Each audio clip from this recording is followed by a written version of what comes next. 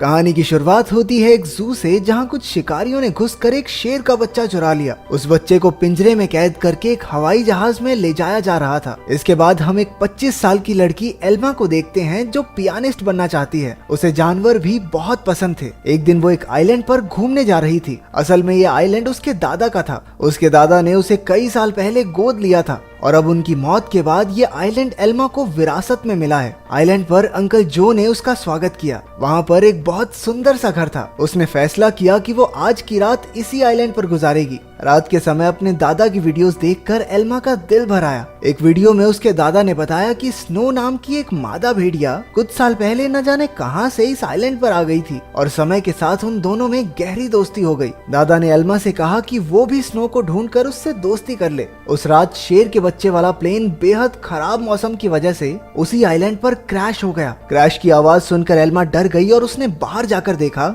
लेकिन वो आइलैंड बहुत बड़ा था तो उसे कुछ नहीं मिला। अगली सुबह चार्ल्स और एली नाम के दो नौजवान वहां आए। उन्होंने स्नो को कैद करने के लिए जाल बिछा दिया। असल में वो भेड़ियों के पार्क के मालिक थे और उसके लिए स्नो को पकड़कर ले जाना चाहते थे। कुछ देर बाद स्नो जाल में फंस गई, लेकिन अपनी सूझबूझ से चार्ल्स और एली के आने से पहले ही वो जाल काटकर भाग निकली। फिर वो तैरकर आइलैंड की दूसरी ओर जा पहुंची, जहां उसकी मुलाकात एल्मा से हुई। पहले तो एल्मा घबरा रही थी, लेकिन फिर उसने अपने दादा की बात याद की और स्नो को पुचकारने लगी। कुछ देर बाद एल्मा प्लेन क्रैश की जगह पर पहुंची। खुशकिस्मती से शेर के बच्चे को कोई चोट नहीं पहुंची थी। वो एक पक्षी के घोंसले में गिर गया था, लेकिन पक्षी ने उसे नीचे धक्का दे दिया और इसके बाद वो सीधा जाकर एल्मा की गोद में गिरा। एल्मा भी उसे अपने साथ घर ले आई। उसी वक्त स्नो भी अपने छोटे बच्चे के साथ घर में आ गई। घर में 3 प्यारे जानवर देखकर एल्मा बहुत खुश थी। उसने तुरंत अंकल जो को बुलाया, लेकिन उन्होंने एल्मा से कहा कि इन खतरनाक जानवरों को घर में रखना ठीक नहीं है, तुम्हें इन्हें जू वालों को दे देना चाहिए।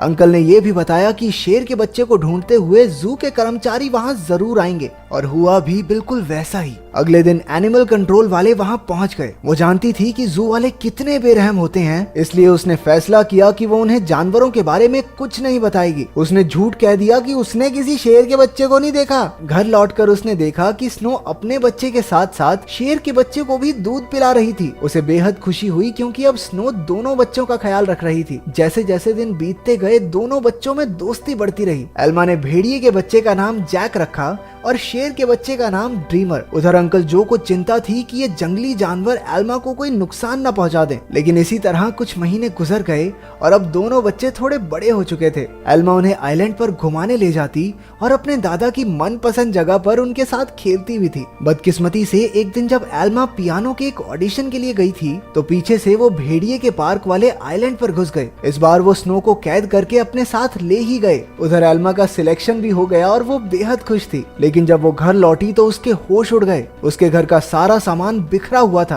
क्योंकि दोनों बच्चे भूख की वजह से परेशान हो गए थे। एल्मा ने स्नो को ढूंढने के लिए पूरा आइलैंड छान मारा, लेकिन स्नो तो वहाँ थी ही नहीं। अब उसे ही बच्चों का पेट भरना था, इसलिए उसे ना चाहते हुए भी अपनी पियानिस्ट की नौकरी छोड़नी पड़ी। एक दिन अंकल जो फिर से वहाँ आए और खूंखार जानवरों को अब तक वहाँ देखकर गुस्से से भर गए। उसने एल्मा से उसी वक्त जानवरों को जू में भेजने को कहा, लेकिन एल्मा ने उन्हें समझाया कि उसके दादा की यही इच्छा थी कि वो जानवरों के साथ रहे और फिर जू में न जाने इन मासूमों पर कितने अत्याचार होंगे। आखिरकार अंकल जो भी मान गए और एल्मा को गले से लगा लिया। अब उनका सारा समय जानवरों को खाना खिलाने और उनका पूरा ध्यान रखने में जाता था। एल्मा को जैक और ड्रीमर से बहुत प्यार था और बदले में जानवर भी उस पर जान छिड़कते थे। देखते ही देखते 1 साल गुजर गया और अब दोनों जानवर बड़े हो गए थे। अंकल जो शहर से उनके लिए मांस लाया करते थे, लेकिन उनके पास जाने में उन्हें डर लगता था। उन्होंने फिर से एल्मा को समझाया कि इनके साथ रहना खतरे से खाली नहीं है, लेकिन एल्मा किसी कीमत पर उन्हें छोड़ने को तैयार ही नहीं थी। एक दिन एक माँ बेटी कश्ती में आइलैंड के नजदीक आए। उन्हें देखकर जैक उनके पास जाने लगा। जैसे ही एल्मा ने ये सब देखा, वो जैक को रोकने के लिए भागी, लेकिन वो एक पत्थर से टकराकर नीचे गिर गई और उसके सर में चोट लगने की वजह से वो उसी वक्त बेहोश भी हो गई। वो माँ बेटी ये सब नहीं देख पाई और वापस कश्ती में चली गई। कुछ ही देर में जैक और ड्रीमर एल्मा के पास आए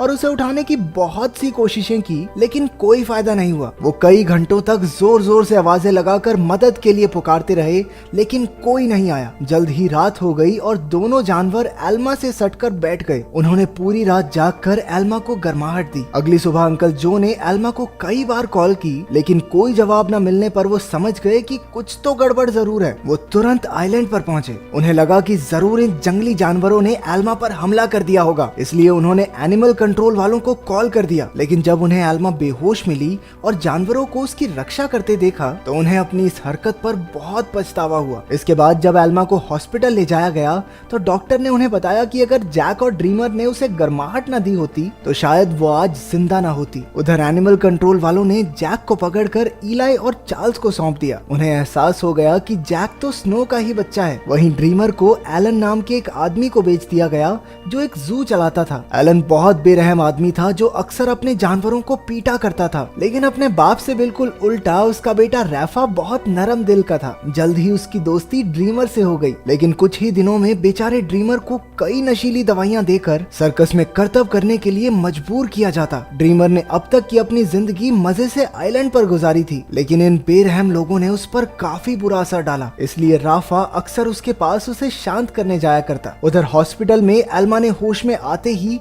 जैक और ड्रीमर के बारे में पूछा। अंकल जो ने भारी दिल के साथ उसे सब सच बता दिया। जैसे ही एल्मा हॉस्पिटल से बाहर आई वो सीधा एनिमल कंट्रोल के दफ्तर में पहुंची। उसे पता चला कि जैक को तो भेड़ियों के पार्क में भेज दिया है और ड्रीमर को उन्होंने एक सर्कस ग्रुप को दे दिया था। ये सुनते ही वो गुस्से से भर गई और ऑफिसर पर चिल्लाने लगी, लेकिन अंकल जो ने उसे शांत किया। कुछ समय बाद एल्मा ने एली को फोन करके जैक के बारे में पूछा। एली ने बताया कि जैक बहुत खुश है और यहाँ उसके कुछ दोस्त भी बन गए हैं। इससे एल्मा को थोड़ी तसल्ली मिली, लेकिन अब भी वो ड्रीमर के लिए बहुत परेशान थी। अगले कुछ हफ्तों तक वो शहर की हर एक सर्कस में गई और सबसे ड्रीमर के बारे में पूछताछ की, लेकिन कुछ हाथ नहीं लगा। उधर ड्रीमर की वजह से एलन की मोटी कमाई होने लगी थी। ड्रीमर जल्द ही स्टार लॉयन के नाम से मशहूर हो गया। एक दिन ड्रीमर का सर्कस ग्रुप भेड़ियों के पार्क के पास से गुजर रहा था और जैक ने तुरंत अपने बचपन के दोस्त को पहचान लिया। जैक अपनी सूझबूझ से पिंजरे से बाहर निकल गया। एली ने जब ये देखा तो वो समझ गया कि जैक बेहद समझदार है और वो जरूर कुछ ना कुछ ढूंढ रहा है। जल्द ही जैक उस तक पहुंच गया जिसे वो ढूंढ रहा था। उसने बड़ी चालाकी से ड्रीमर को भी पिंजरे से छुड़ा लिया। इतने महीनों के बाद एक दूसरे से मिलने पर दोनों जमकर खेले। जब एलन को ड्रीमर के भागने का पता चला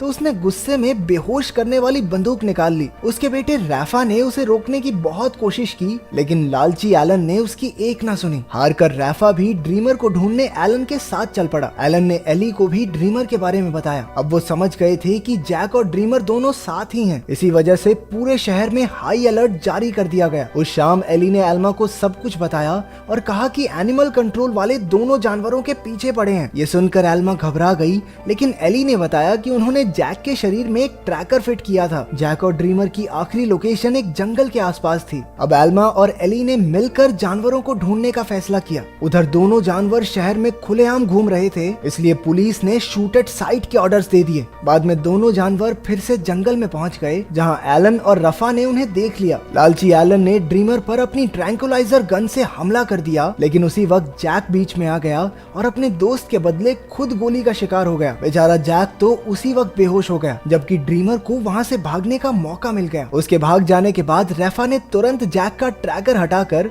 उसे एक दवाई दे दी, जिससे बेहोशी की गोली का असर खत्म हो जाए। कुछ देर बाद बाप बेटा एक बार में पहुंचे और एली और एल्मा भी एक ट्रैकर के जरिए उन तक पहुंच गए। एलन ने उनसे कहा कि उसके पास कोई ट्रैकर वगैरह नहीं है और उन्हें बाहर भेज दिया, लेकिन समझदार रैफा ने बाथरूम का बहाना बनाकर एली और एल्मा को सब सच बता दिया। वो उन्हें जंगल में ले गया, जहां आखिरकार उन्हें ड्रीमर मिल गया। इसके बाद ड्रीमर उन्हें एक झोपड़ी में ले गया, जहां जैक आराम कर रहा था। खुशकिस्मती से उसे सही टाइम पर होश आ गया था, लेकिन तभी उन्हें पुलिस के आने का शक हुआ तो एल्मा ने दोनों जानवरों को खुफिया रास्ते से भगा दिया। अब आइलैंड तक पहुंचने के लिए उन्हें सिर्फ एक नदी पार करनी थी। पुलिस से बचने का एक यही रास्ता था, लेकिन वहाँ कोई कश्ती नहीं थी, इसलिए सबको तैर कर ही जाना होगा। जैक तो उसी वक्त फुर्ती से नदी में तैरने लगा, लेकिन ड्रीमर पानी से डरता था। एल्मा ने उसे हिम्मत देने की बहुत कोशिश की, लेकिन ड्रीमर वापस जंगल की ओर मुड़ गया। जैसे ही जैक और एल्मा तैर रहे थे, उन्हें बंदूक चलने की आवाज सुनाई दी। इसका मतलब ये था कि ड्रीमर अब इस दुनिया में नहीं रहा। आइलैंड पर पहुंचकर एल्मा फूट फूट कर रोने लगी, लेकिन ड्रीमर अचानक उसके सामने आ गया। असल में वो जंगल में पुलिस वालों को भटकाने के लिए गया था। उसे जिंदा देखकर सभी खुशी से झूम उठे। आखिर एल्मा ने जैक और ड्रीमर के लौटने की खुशी में पार्टी में पियानो बजाया। अब उनका परिवार पूरा हो गया था।